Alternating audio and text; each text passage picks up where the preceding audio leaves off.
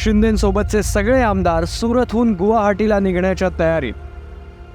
जी काही गद्दारी झाली आहे आपल्या इतिहासामध्ये त्याची नोंद होईल अशी ही गद्दारी आहे. 1989 साली जी पहिली गद्दारी झाली त्यावेळेला दिघे साहेबांनी स्टेटमेंट काढलं होतं की गद्दारांना क्षमा नाही. त्यावेळेला 39 नगरसेवकांचे राजीनामे घेतले होते. त्यातले 3च नगरसेवकांनी हे केलं होतं, परंतु ती शिक्षा सर्वांना मिळाली. मग दुसऱ्यांदा तुमची करायची हिंमतच कशी होते?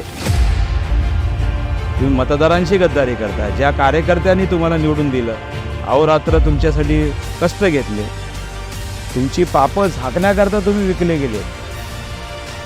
दिघे साहेब गेले नाहीत, दिघे साहेब आहेत, ते वरून बघतायत आणि ते पण त्याची शिक्षा तुम्हाला देतील. बाळासाहेबांचे विचार आणि दिघे साहेबांचे विचार सर्वसामान्य लोकांच्या जनतेसाठी त्यांनी वापरले होते, स्वतःच्या फायद्यासाठी कधीच केले नव्हते. म्हणून सर्व ठाणेकर असेल, महाराष्ट्र असेल, या केलेल्या पापाचं तुम्हाला नक्कीच 2024च्या निवडणुकीमध्ये तुम्हाला ही जनता दाखवेल की तुमची जागा कुठे आहे. आता जनताच न्याय करणार, क्रांतीची मशाल धगधगणार. इंडिया महाविकास आघाडीचे अधिकृत उमेदवार श्री राजन विचारे यांना प्रचंड बहुमताने विजयी करूयात. निशाणी मशाल.